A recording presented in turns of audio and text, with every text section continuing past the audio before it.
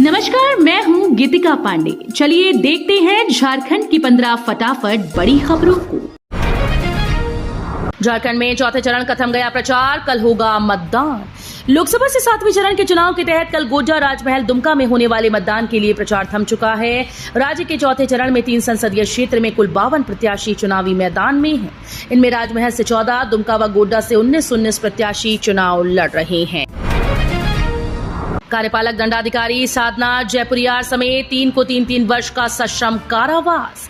अपर मुख्य न्यायिक दंडाधिकारी शशि भूषण शर्मा की अदालत ने जेट्रोफा की खेती के नाम पर सरकारी राशि का घोटाला करने के आरोपी तत्कालीन मनिका प्रखंड विकास पदाधिकारी साधना जयपुरियार समेत 3 को 3-3 वर्षों के सश्रम कारावास और 50-50 हजार रुपए जुर्माने की सजा सुनाई। हेमंत सोरेन को नहीं मिली राहत, कोर्ट ने बढ़ा दी न्यायिक हिरासत।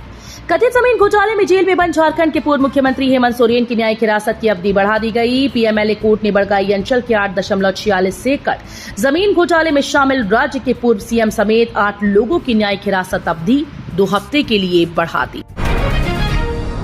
5 जून से बंगाल में होगी मानसून की दमदार एंट्री, झारखंड में भी दिखेगा इसका असर। जिले में मानसून आने में देरी है, धनबाद की धरती तप रही है। सुबह 7 बजे से उमस भरी गर्मी का एहसास होने लगा। बादलों की ट्रैकिंग करने वाले डॉक्टर एसपी यादव ने बताया कि इस बार मानसून समय से भारत आ रहा है।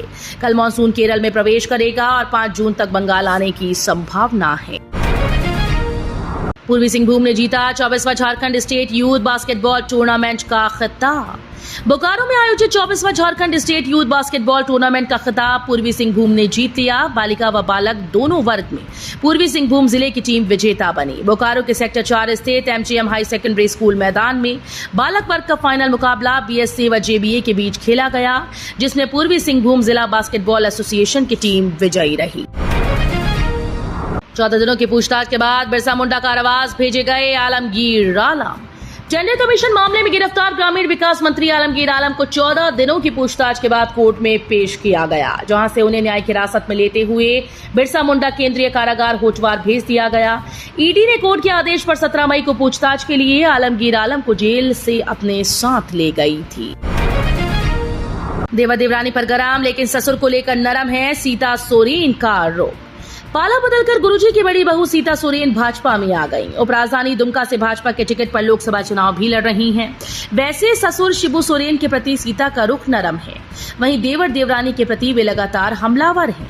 शिबू सोरेन को लेकर सीता के रुख में नरमी का आलम यह है कि प्रधानमंत्री नरेंद्र मोदी के मंच पर भी सीता सोरेन अपने ससुर के प्रति सॉफ्ट दिखी।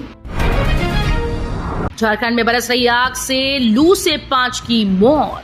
समूचा झारखंड जेठ के महीने में झुलस रहा है। आसमान से आग बरस रही है, पारा लगातार लाल हो रहा है। राज्य में हाल ये है कि रांची समेत 18 जिलों में तापमान 42 डिग्री के पार पहुंच गया। गढ़वा सबसे गर्म रहा, यहां पारा 48 डिग्री पर पहुंच गया। पलामू में भी तापमान 47.7 डिग्री रहा। रांची भी 42.2 डिग्री तापमान के साथ इस साल का सबसे गर्म दिन रहा। कमीशन खोरी मामले में ईडी का एक्शन, रांची में आईएएस मनीष के 2 कारोबारियों के यहां छापेमारी। झारखंड के ग्रामीण विकास विभाग में ठेकों के आवंटन में कमीशन खोरी मामले में केंद्रीय जांच एजेंसी ईडी ने विभाग के पूर्व सचिव मनीष रंजन के करीबी ठेकेदार त्रिवेणी शर्मा और रांची सदर अस्पताल के डेंटिस्ट रवि कुमार के यहां छापेमारी की। ईडी की टीम एक साथ अयोध्यापुरी में त्रिवेणी शर्मा और रातू रोड की तेल मिल गली में रवि कुमार के यहां पहुंची। दुश्मनों को दहलाने आ रही है Rudra M second missile. Bharat ने रुद्रा एम सेकंड मिसाइल का सफल परीक्षण किया। ये एयर टू ग्राउंड मिसाइल है जिसे उड़ीसा के तट से फाइटर जेट सुखोई 30 MKI से लॉन्च किया गया। डीआरडीओ द्वारा बनाई गई इस मिसाइल की रेंज 350 किलोमीटर है, जो जमीन पर बने दुश्मन के ठिकानों को तबाह कर सकती है। खास बात यह है कि यह मिसाइल लॉन्चिंग के बाद भी टारगेट लॉक कर सकती है। भारत पाकिस्तान मैच पर आतंकी हमले का खतरा, आईएसआईएस से मिली धमकी। टी20 वर्ल्ड कप में 9 जून को भारत और पाकिस्तान के बीच होने वाले मुकाबले पर आतंकी हमले का खतरा मंडरा रहा है। रिपोर्ट के मुताबिक आईएसआईएस ने धमकी दी है। आईसीसी के प्रवक्ता ने कहा कि सभी की हिफाजत हमारी पहली प्राथमिकता है। हमारे पास व्यापक और मजबूत सुरक्षा योजना है। मैच के दौरान दर्शकों को मेटल डिटेक्टर से गुजरना पड़ेगा। 183 रैली और रोड शो और 80 इंटरव्यू के साथ पीएम मोदी का धुआंधार प्रचार। अब ध्यान लगाने कन्याकुमारी पहुंचे। आम चुनाव का प्रचार थमने के बाद पीएम मोदी ध्यान लगाने के लिए कन्याकुमारी पहुंचे। कन्याकुमारी में पीएम मोदी 1 जून की शाम तक रहकर ध्यान लगाएंगे। इस दौरान PM Modi Vivekananda rock memorial पहुंचे और यहां ध्यान मंडपम में ध्यान लगाएंगे। यही वजह है, यही वो जगह है कि जहां कभी स्वामी विवेकानंद ने ध्यान लगाया था। बड़ी संख्या में चमगादड़ों की मौत से हड़कंप, हीट वेव की आशंका। लातेहार जिले के चंदवा प्रखंड में इन दिनों बड़ी संख्या में चमगादड़ों के मरने की खबर आ रही है। इससे पूरे इलाके में हड़कंप मचा हुआ है। मौत के पीछे की वजह भीषण गर्मी जताई जा रही है। स्थानीय ग्रामीणों का कहना है कि 2 दिनों से पड़ रही भीषण गर्मी को चमगादड़ झेल नहीं पा रहे, जिसकी वजह से उनकी मृत्यु हो रही है। वहीं मृत चमगादड़ों को गांव के लोग पकाकर उनका मांस खा रहे हैं। अंतर्राष्ट्रीय मैथिली परिषद के राष्ट्रीय अध्यक्ष डॉक्टर कमलकांत झा का निधन।